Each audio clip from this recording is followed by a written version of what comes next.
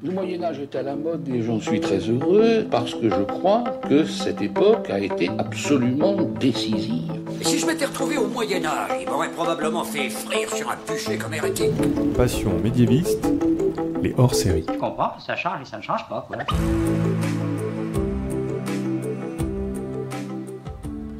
Est-ce que vous savez tout du Moyen-Âge ? Mais d'abord, qu'est-ce que le Moyen-Âge ? Vous pensez peut-être au château fort, à la peste et à Jeanne d'Arc, mais ce n'est pas que ça. En général, on dit que c'est une période de 1000 ans, de l'année 500 à l'année 1500. Mais comme on le dit souvent dans ce podcast, il y a autant de définitions du Moyen-Âge que de médiévistes. Je m'appelle Fanny Cohen-Moreau et dans ce podcast Passion médiéviste, je reçois des plus ou moins jeunes médiévistes, c'est-à-dire des personnes qui font des recherches sur le Moyen-Âge pour qu'ils vous en apprennent plus et qu'ils vous fassent mieux comprendre cette grande période historique. Épisode spécial en public, c'est parti. Excuse-moi, mais il y a des gens que ça intéresse ? Bonjour à toutes et à tous. Bienvenue à cette deuxième table ronde de cet après-midi d'enregistrement. Vous qui nous écoutez en podcast, sachez que nous sommes le samedi 10 septembre 2022 et que nous enregistrons... Oui, j'ai dit oui. Et que nous enregistrons aujourd'hui une série de 3 épisodes hors série particuliers du podcast Passion médiéviste avec d'anciens et d'anciennes invités. On a d'abord parlé de la guerre au Moyen-Âge, maintenant nous allons parler d'héraldique et tout à l'heure, un épisode spécial de Superjoute Royale. Et donc, aujourd'hui, je ne suis pas dans le lieu habituel d'enregistrement du podcast, je suis loin d'être seule car nous sommes en public.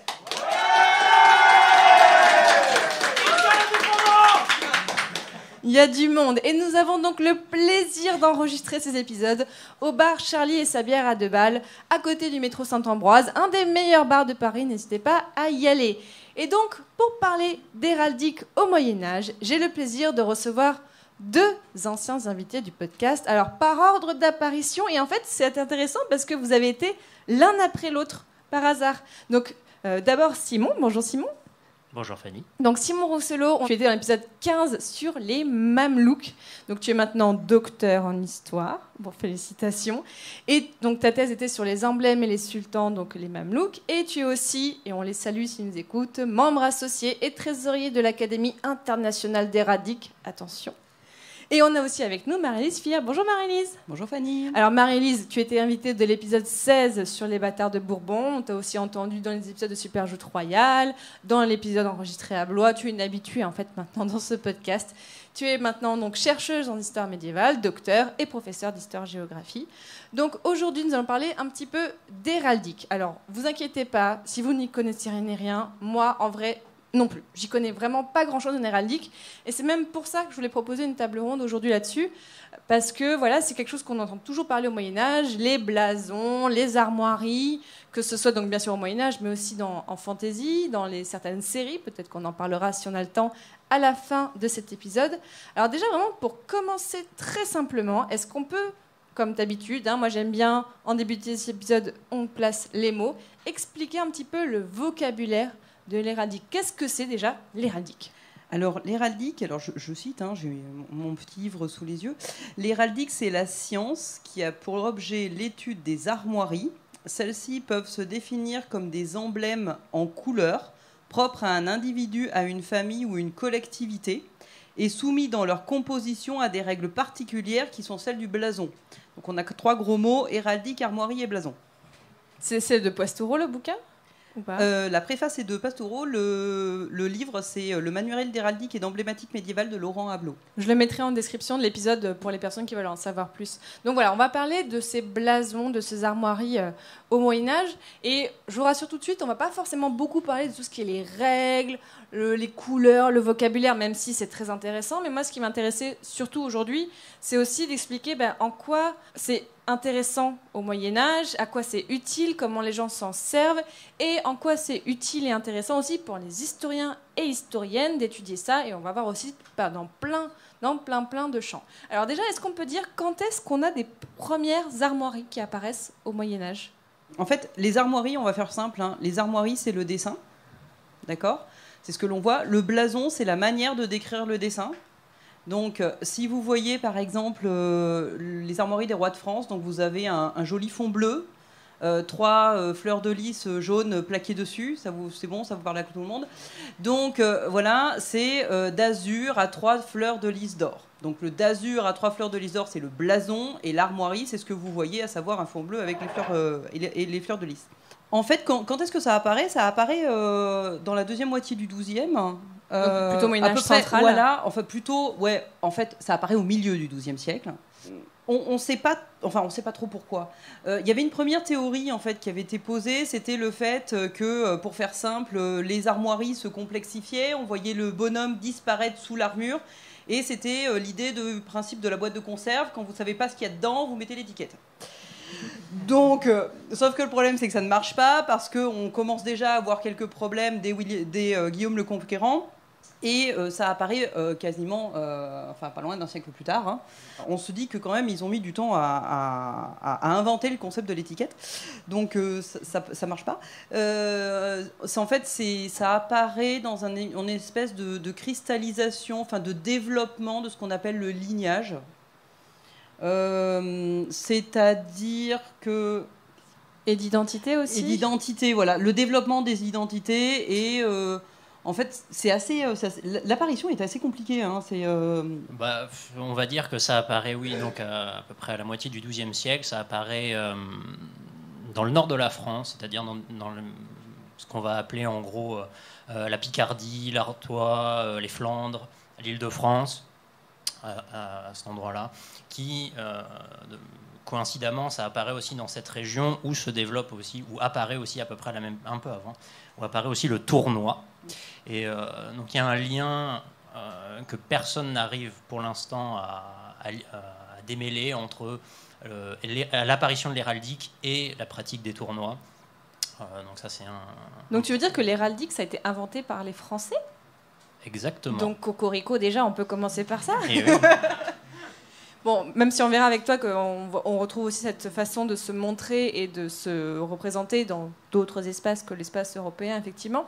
Mais on voit, en fait, tu disais ça tout à l'heure, Marie-Lise, qu'il y a cette peut-être explication que c'est pendant voilà, les batailles pour identifier aussi les personnes qu'on retrouvait pour dire qu'est-ce qu'il y a dans la boîte de conserve. Alors non, en fait, le problème c'est que ça fonctionne pas parce que pendant une bataille, on peut pas identifier précisément les armoiries de quelqu'un, c'est compliqué.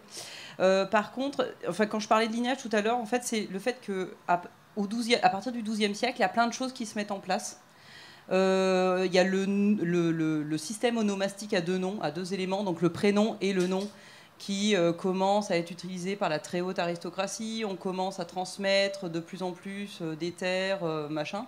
Et en transmettant en fait de plus en plus des terres, progressivement, alors au début les armoiries sont individuelles du coup plutôt, et progressivement, alors très progressivement, hein, ça va plus ou moins se transmettre après de génération en génération. C'est très lent et c'est pas forcément à raccrocher immédiatement au lignage en fait. Vas-y. Oui, alors en fait, à l'origine, il semblerait que les armoiries, ça symbolise plus un pouvoir de commandement sur un territoire plutôt qu'un lignage. C'est-à-dire que les armoiries qu'un seigneur va posséder, il va les posséder parce qu'il est comte de tel endroit ou duc de tel endroit et pas parce qu'il fait partie de telle famille. C'est ensuite donc c'est plus le rôle que la personne au début pour l'armoirie. Voilà. C'est ensuite dans un deuxième temps où les armoiries vont ensuite vont se transmettre de chef de famille en chef de famille et donc vont être un peu plus... Pardon ? Avec la terre. Oui, effectivement, avec la terre. Et donc vont ensuite plus être identifiés, associés à la famille. Alors, aussi un petit peu, qu'est-ce qu'on peut voir ? Alors, je sais que c'est très difficile comme question parce qu'il y en a beaucoup qui ne sont pas revenus, mais en général, qu'est-ce qu'on voit sur un blason ? On a du coup, tu as cité celui du roi de France, mais qu'est-ce qu'on peut y représenter ? On a des couleurs, on a des formes, est-ce qu'on a des mots dessus ? Sur les armoiries, sur les blasons, on représente, on a des couleurs et des formes. Alors les couleurs, elles sont divisées en 2 grandes familles qu'on va appeler les émaux et les métaux. Donc en fait, dans les émaux, vous avez 5 couleurs, si mes souvenirs sont bons. Vous avez le bleu qu'on appelle l'azur, le rouge qu'on appelle le gueule, le vert qu'on appelle le sinople, le noir qu'on appelle le sable, et c'est tout. dans mon souvenir, oui, c'est tout. Et les métaux, ensuite, on en a 2, c'est l'or, le jaune, et l'argent, le blanc. Ils se sont cassés la tête à inventer des noms de couleurs différents alors qu'il y a déjà des noms de couleurs. Oui. Alors en plus de ça, on a une troisième famille qu'on va appeler les fourrures. Et en fourrure, vous en avez 2. Vous avez l'hermine et la contre-hermine, et le vert et le contre-vert. Et qu'est-ce qu'on peut voir aussi donc comme type d'objets? Alors, on va dire tout de suite, parce que alors, vous n'avez pas vu en podcast, parce que vous ne voyez pas, vous êtes en podcast, mais depuis tout à l'heure, j'en ai quelques-uns à qui ricanent au premier plan. Parce que, en fait, il se trouve que... Alors, si vous avez écouté la table ronde sur la guerre, on avait Peter qui était sur les condottières. Alors, il se trouve qu'on a un condottière qui a comme armoirie... Bon, il n'y a plus d'enfants dans la salle et plus, donc on peut en parler. Il y a un condottière qui a une armoirie un peu spéciale. Est-ce que tu peux nous la décrire? Tiens, Marie-Lise, parce que tu ricanes depuis tout à l'heure, là. Raconte-nous, qu'est-ce qu'il a comme armoirie, ces condottières? Allez, débrouille-toi avec ça. Merci beaucoup. Donc, le condottière s'appelle Colleoni. Et en fait, il a ce qu'on appelle des armoiries parlantes. Ça veut dire que les armoiries représentent le nom de la personne. Et Colleoni, littéralement, ce sont les couilles. Donc, il a 3 paires de couilles. On vous mettra la photo sur le site passionmédiéviste.fr.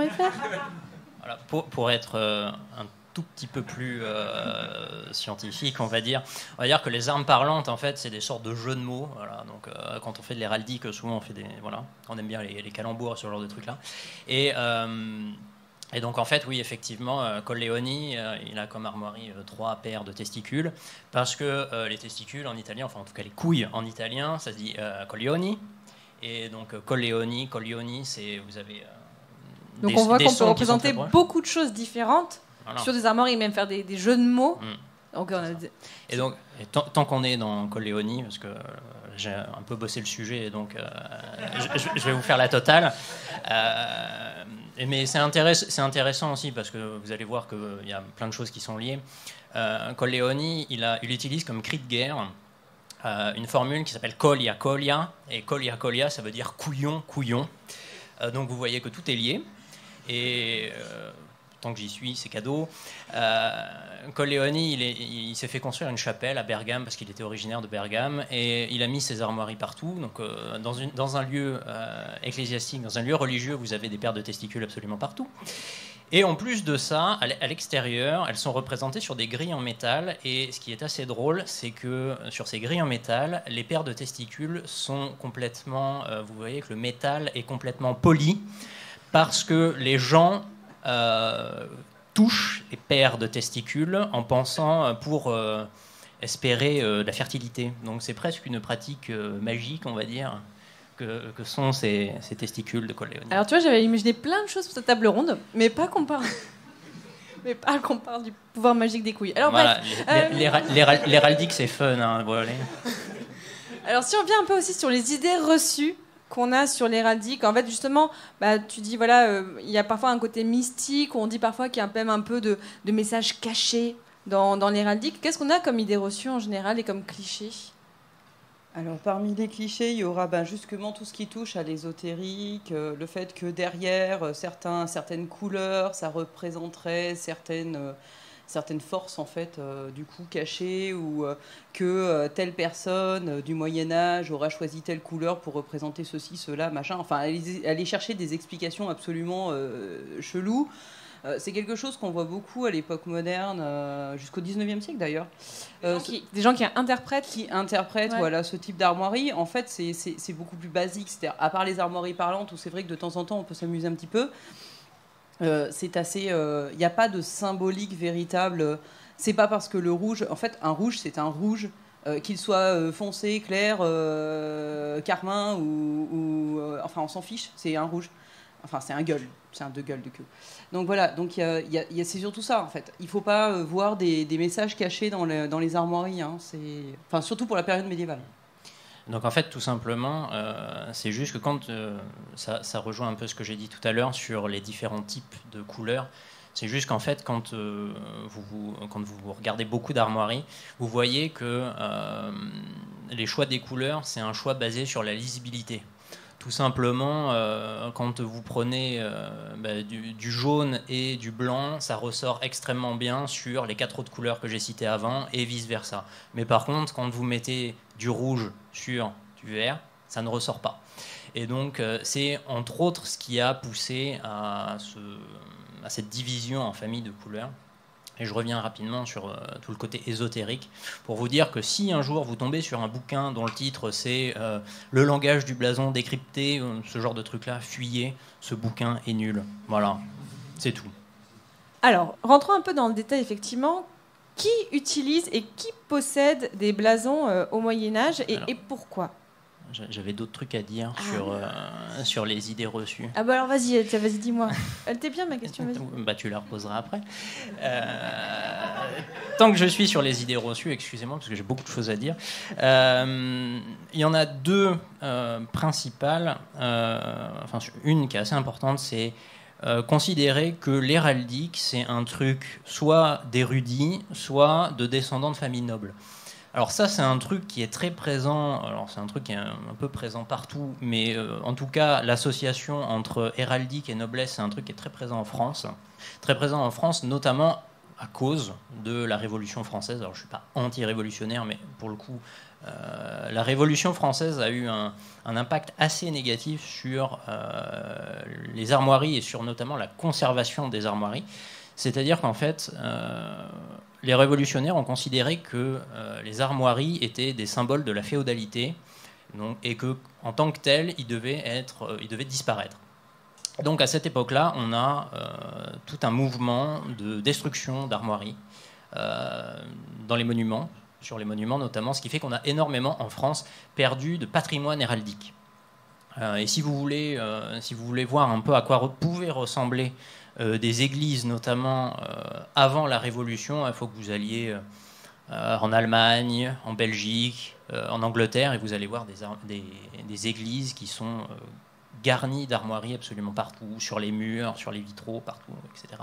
On est héritier en France de cette vision un peu négative de l'héraldique qui est issue de la Révolution française. Oui, et donc en fait, pour ce qui est de la période médiévale, en fait, il y a plein de monde qui a des armoiries, hein. Donc les nobles, pour la plupart. Ça peut être des bourgeois, ça peut être, donc vous avez les armoiries individuelles qui touchent des personnes en fait.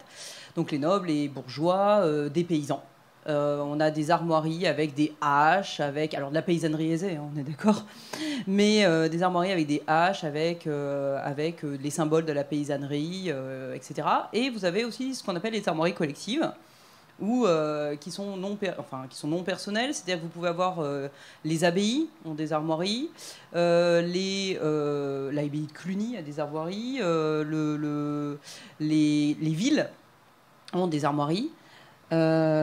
Les communes, oui, tout ce qui est communauté religieuse, les corporations, universités, ce genre de choses. Voilà, donc en fait, les villes aussi. Ouais, les villes. Donc en fait, beaucoup de monde a des armoiries. En fait, c'est pas du tout réservé à la noblesse. En fait, il y a en gros pour tout ce qui est héraldique, il y a une règle, c'est juste, il faut pas prendre les armoiries des autres.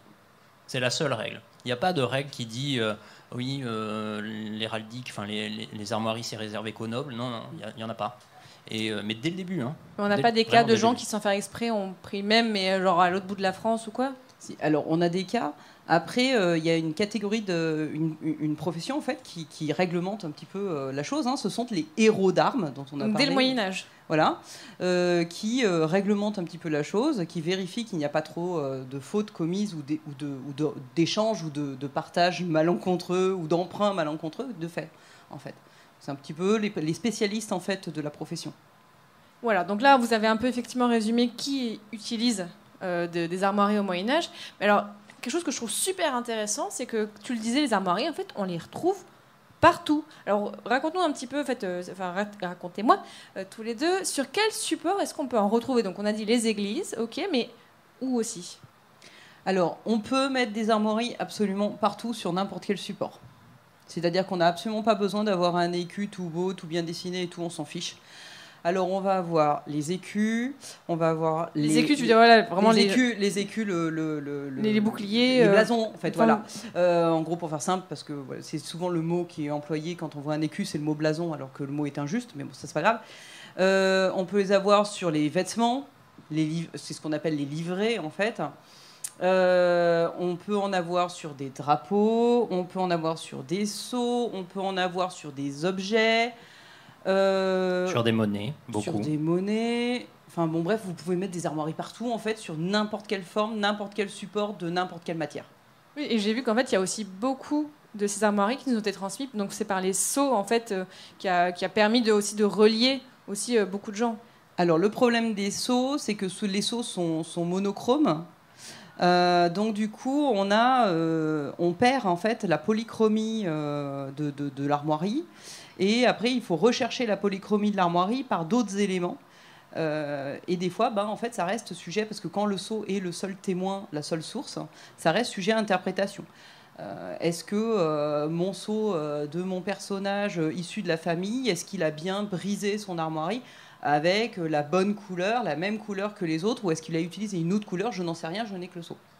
Vous l'avez dit, beaucoup de gens peuvent utiliser donc, les armoiries au Moyen-Âge, et autant les hommes que les femmes? Autant les hommes que les femmes. Est-ce qu'on voit des différences peut-être dans les armoiries entre les hommes et les femmes? Est-ce qu'il y aurait peut-être des éléments pour dire là on voit que c'est un blason d'une femme ou pas forcément? Alors les blasons des femmes, enfin les armoiries des femmes, pardon, si elles sont mariées, souvent elles font ce qu'on appelle un mi-parti, c'est-à-dire qu'en gros on prend l'écu, on le coupe en deux. D'un côté il y a les armoiries du père, de l'autre côté il y a les armoiries de l'époux. Donc effectivement, des fois, le mi-parti peut être un petit peu utilisé. Après, si la femme n'est pas mariée, elle porte généralement les armoiries de son père. Pour ce qui est après, à partir du XIVe siècle, quand toute cette chose s'est un petit peu structurée, tout ça. Et, ou alors, elle peut adopter, si par exemple elle est abbesse, elle peut très bien adopter un mi-parti avec ses armoiries paternelles, couper en mi-parti avec les armoiries de l'abbaye ou les armoiries de l'abbaye.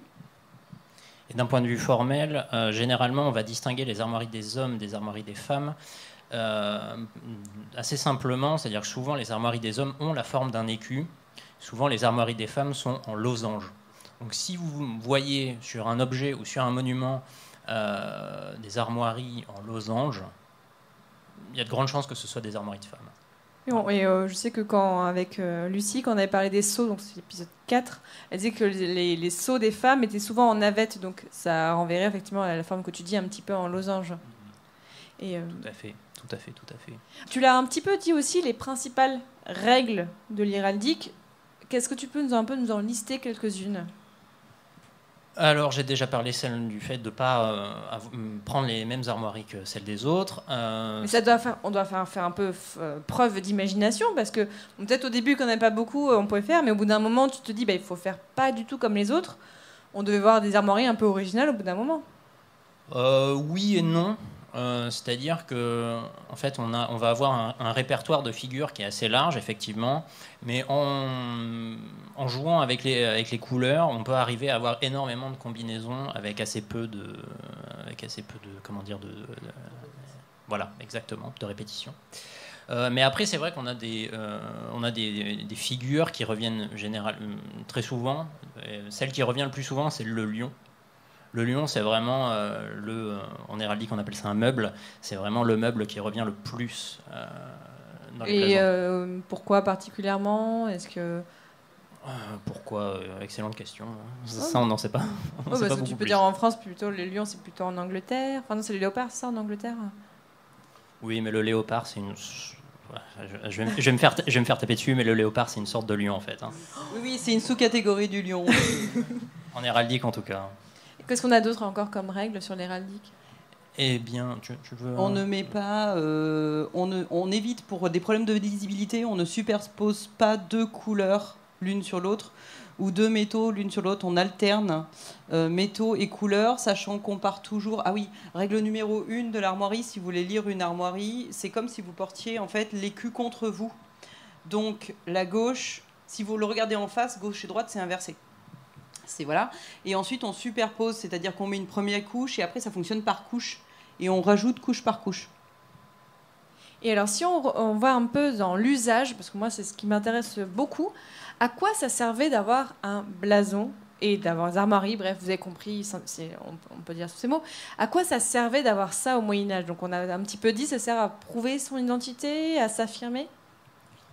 Ce qui est assez génial avec l'héraldique, c'est que c'est un signe qui peut dire énormément de choses différentes. C'est-à-dire que ça peut aussi bien dire l'identité autant individuelle que collective. Donc on a parlé du lignage.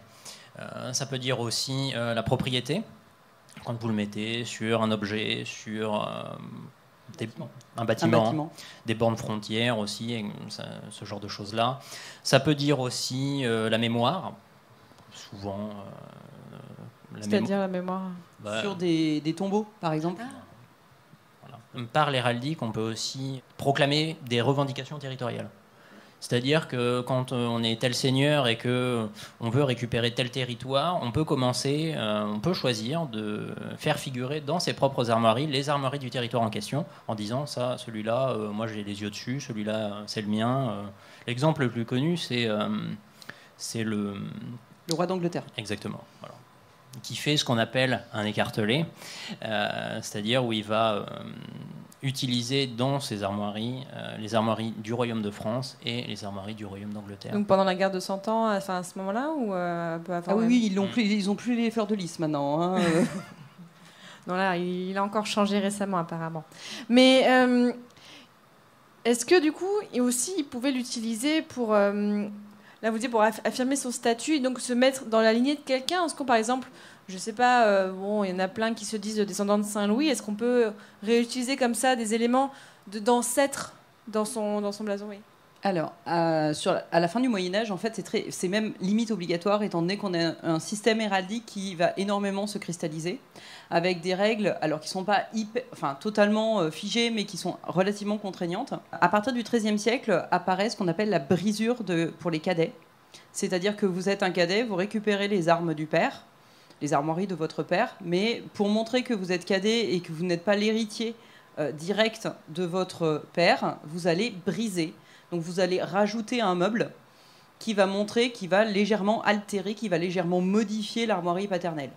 Si votre frère aîné décède et que du coup vous arrivez à la succession en fait, et vous prenez sa place, vous relevez les armoiries du père, c'est-à-dire que vous abandonnez vos armoiries de cadet et vous relevez les armoiries du père. Donc ça c'est à partir du XIIIe siècle. À partir de la fin du... Alors ça, c'est deuxième moitié du XIIIe. À partir du XIVe siècle, on a les bâtards qui commencent à briser les armoiries. Tu as mis quasiment 20 minutes à parler des bâtards mariés. Je suis un peu déçue en vrai. J'ai fait de gros efforts. Je pensais qu'elle en parlait plus tôt. Donc en fait, on a les bâtards qui commencent, et les bâtards du coup, qui commencent à briser en fait les armoiries. C'est-à-dire qu'en fait, ils vont briser, mais de manière beaucoup plus visible qu'un simple cadet.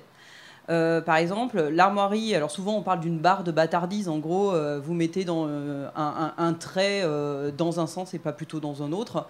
Par rapport aux cadets, les cadets c'est plutôt dans un sens, les bâtards c'est plutôt dans l'autre. En fait non, moi pour l'exemple des Bourbons, ils posent les armoiries du père sur un gros meuble. Je sais pas, une bande, une barre, ça dépend, et il le pose le tout sur ce qu'on appelle un champ d'argent. Donc en fait, vous avez, pour faire simple, un écu blanc sur lequel ressortent les armoiries des Bourbons. Et en fait, c'est hyper visible. Donc on ne peut pas vous confondre avec un légitime. Oui, ils affirment comme ça leur bâtardise. Le fait qu'ils sont quand même reliés à une famille aussi noble que ça. Tout à fait. On réutilise, par exemple, les Bourbons, récupère le cas typique des Bourbons. Vous prenez, pareil, les armoiries des rois de France, donc mon fameux fond bleu et mes petites fleurs de lys. Les Bourbons sont des cadets. Qu'est-ce qu'ils font? Ils mettent une jolie bande en travers de gueule, donc rouge, et ils se la transmettent. Puis, si vous êtes un cadet de cadet, donc du coup, vous rajoutez quelque chose. Par exemple, les Bourbons La Marche, sur la bande de gueule, vont rajouter des petits lionceaux. Ou vous rajoutez autre chose. Il y en a un qui rajoute un dauphin, ce genre de choses. Et on se rappelle de l'invention du dauphin dans Superjoute Royale. Je voulais aussi qu'on parle avec toi, Simon, parce que tu as étudié beaucoup l'héraldique, mais en dehors de l'Europe, donc avec les Mamelouks. Est-ce que les mêmes règles s'appliquent ou c'est totalement autre chose ? Alors, moi, j'ai étudié un autre système de signes. J'ai pas étudié de l'héraldique ailleurs dans le monde. Désolé de faire la petite distinction. C'est-à-dire que moi, j'ai étudié les emblèmes des sultans et des émirs mamelouks pour mon mémoire et aussi pour ma thèse. Et donc, c'est un système qui est assez proche, c'est-à-dire qu'on va avoir des fonds de couleurs avec des figures de couleurs différentes, sauf que par rapport à l'héraldique, les figures ne sont pas forcément les mêmes. Certaines sont communes, mais par exemple, on a le lion aussi, nous, chez les Mamelouks, ils utilisent le lion, sauf que le lion est extrêmement rare. On en a 2 ou 3 exemples, alors qu'en héraldique, c'est la figure qui est la plus répandue. Mais on voit, et ça je peux élargir ça à n'importe quel autre système de signes qu'on trouve dans le monde. On constate quand on les étudie qu'en fait, tous ces systèmes ont ce qu'on va appeler, ce que j'appellerais des caractéristiques universelles, c'est-à-dire qu'ils sont tous plus ou moins utilisés pour à peu près les mêmes choses, c'est-à-dire, c'est ce qu'on a un peu dit tout à l'heure, marqueur d'identité, marqueur de propriété, marqueur de mémoire, marqueur de domination aussi, ça on n'en a pas parlé, de domination politique, économique, sociale, ce genre de choses.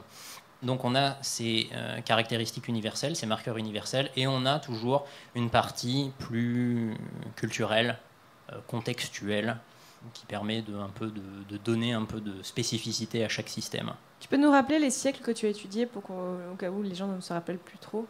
Alors, s'ils ne se rappellent plus trop, il faut qu'ils aillent écouter l'épisode 15. Oui, mais il est sorti il y a très longtemps. Il est sorti il y a 4 ans, c'est vrai. Donc, le sultanat mamelouk, c'est un sultanat qui gouverne l'Égypte et le Proche-Orient de 1250 à 1517.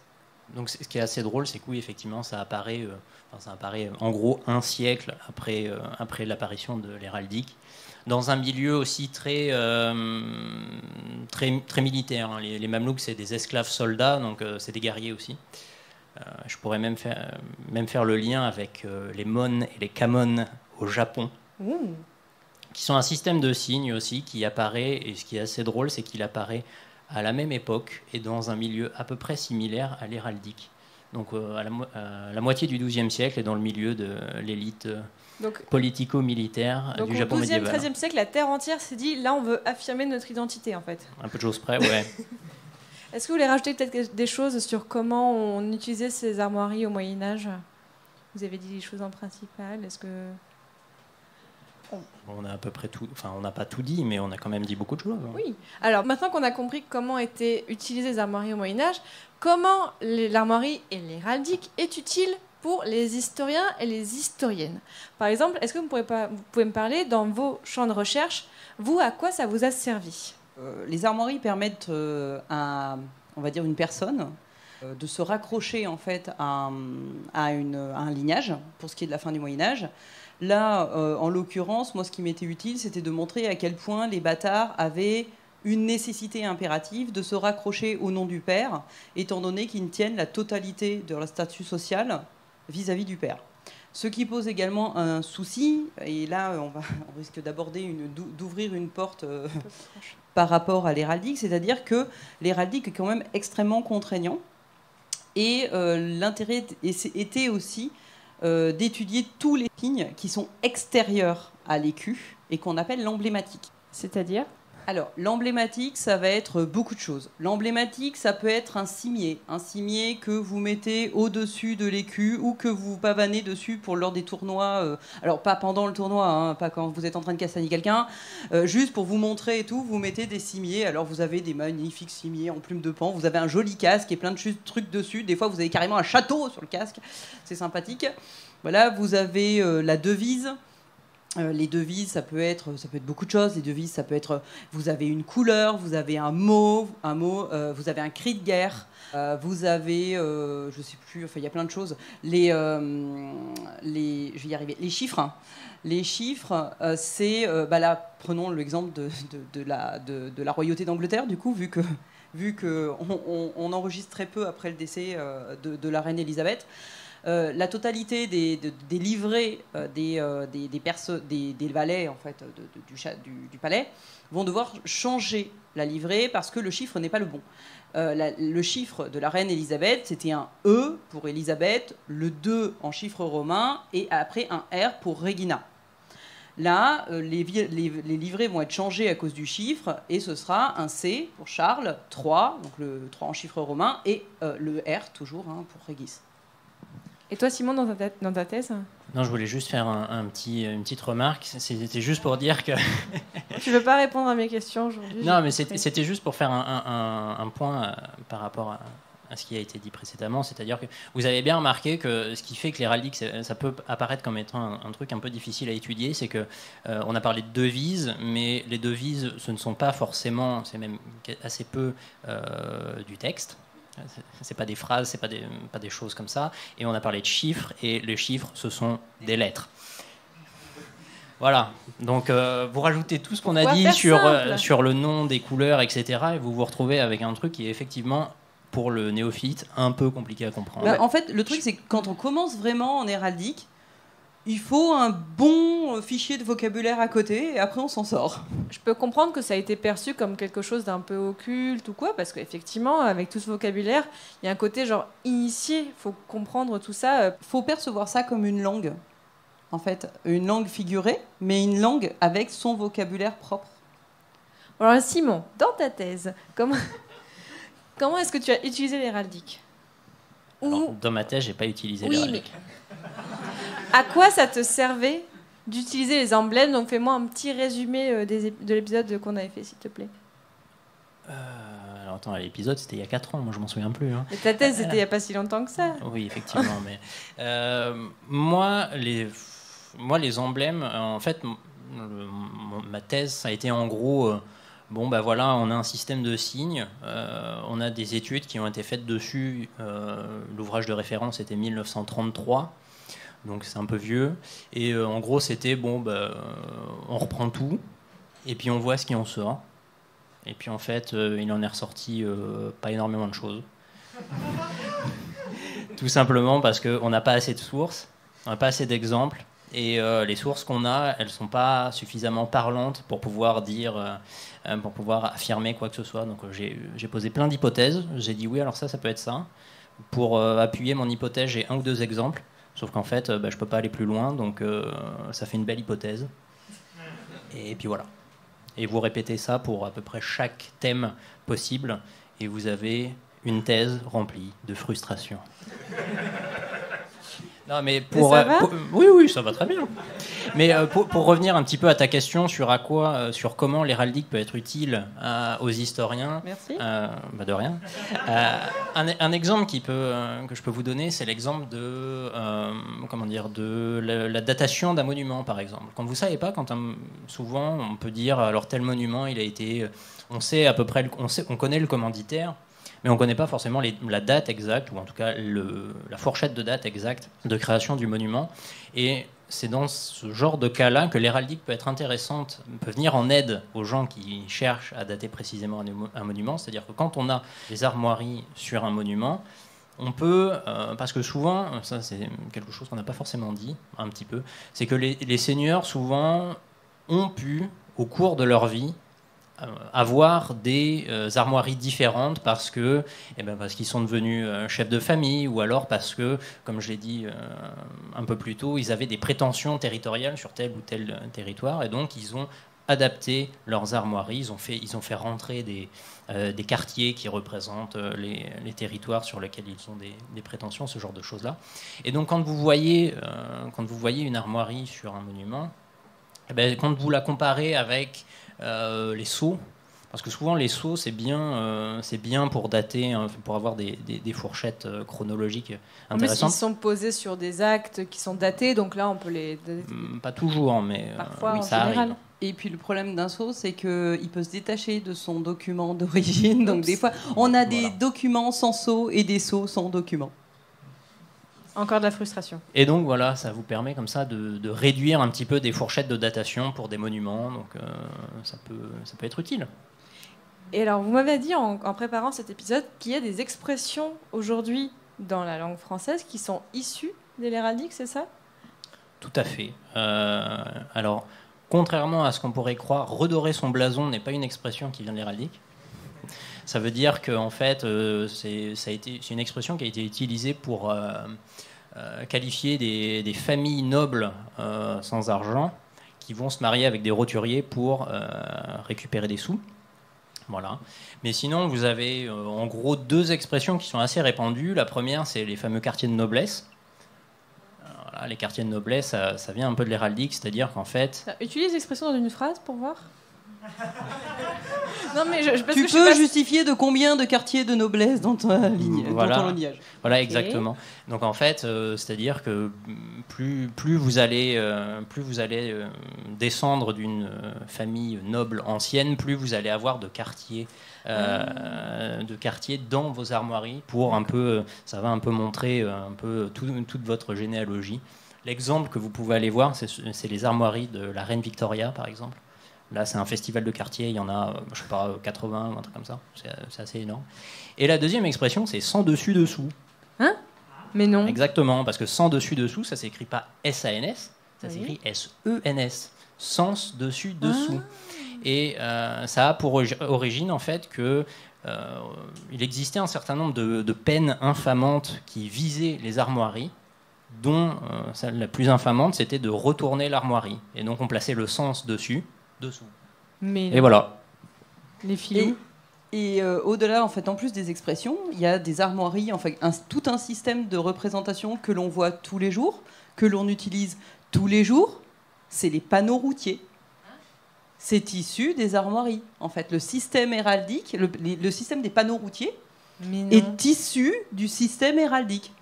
Voilà. Donc la prochaine fois que vous voyez un joli cerf entouré et bordé de rouge, vous penserez d'argent à la bordure de gueule et au cerf de sable bondissant.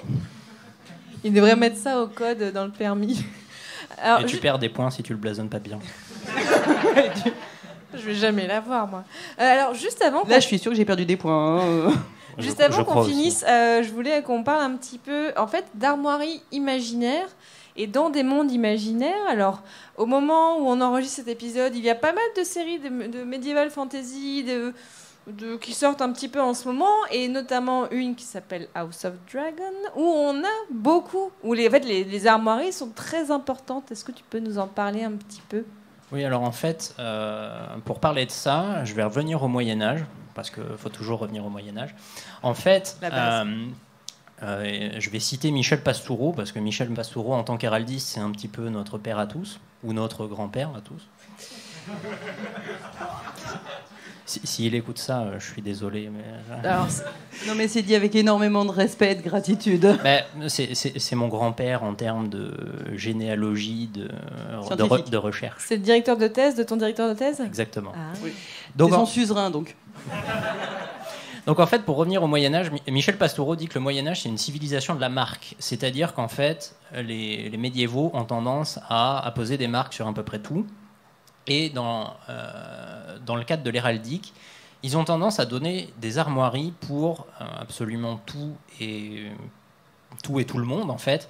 Et donc, ils vont donner des armoiries aussi à des personnages imaginaires, à des personnages historiques.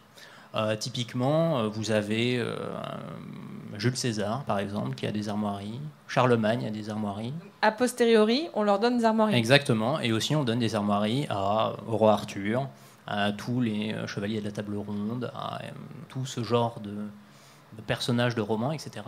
Donc en fait, la pratique contemporaine qui fait que des univers médiévaux fantastiques intègrent de l'héraldique, c'est un peu médiéval comme pratique en fait. Bah non, en plus, il y a tout ce choix mais ça respecte pas forcément les règles. Par contre, d'héraldique, on est d'accord là, ce qu'ils auront en fait avec les animaux et compagnie. Alors, comment dire, Martine. Oui, mais il s'est inspiré, c'est tout. Martine, il fait n'importe quoi avec l'héraldique, c'est incroyable, c'est une horreur. Hein. C'est une œuvre d'invention, donc de fiction, il peut faire ce qu'il veut. Ouais, mais t'en as qui font ça bien, genre, tu vois, si je prends l'exemple de Sapkowski, qui est l'auteur de The Witcher, il y a de l'héraldique dans The Witcher, Sauf qu'en fait, il respecte vachement mieux les règles, quoi. Martin, il fait n'importe quoi. Il rajoute des couleurs, il respecte pas les règles de contrariété des couleurs, il a des meubles qui sont absolument dégueulasses, pardon du terme. Mais c'est la vérité, hein, enfin c'est la vérité. C'est ma vérité en tout cas, enfin, c'est mon avis. Mais oui, enfin c'est une tannée de travailler sur l'héraldique dans Game of Thrones. Hein. Je vous propose qu'on finisse là-dessus. Merci beaucoup Marie-Lise et Simon pour un peu cette initiation à l'héraldique. Tout a été fait sans diaporama. Hein. Oui, voilà, on n'est pas de diaporama. On fait un podcast, hein, donc il n'y a pas de diaporama, c'est normal. C'est la première fois que ça nous arrive à l'un et à l'autre. Hein. Ouais, parce que étudier, parler de signes visuels sans en montrer. Et on est très fort et on a réussi. Fort, ouais. Merci beaucoup à tous les deux. Merci bien sûr au Charlie pour de nous avoir accueillis, le bar Le Charlie. Merci aux bénévoles qui ont aidé à organiser cette journée d'enregistrement de podcast. Vous allez voir sur le site passionmédiéviste.fr, il y aura comme d'habitude un article qui accompagne cet épisode. Images. Voilà, on vous mettra des images de certains blasons dont nous avons parlé aujourd'hui. On vous mettra les testicules de Coléonie. Voilà. Et n'hésitez pas à l'écouter donc les autres épisodes de mes invités bien sûr, mais aussi les autres épisodes que nous allons enregistrer aujourd'hui, donc la guerre, et puis tout à l'heure nous allons enregistrer un épisode spécial de Superjoute Royale. Merci beaucoup à toutes et à tous, et puis à bientôt. Salut.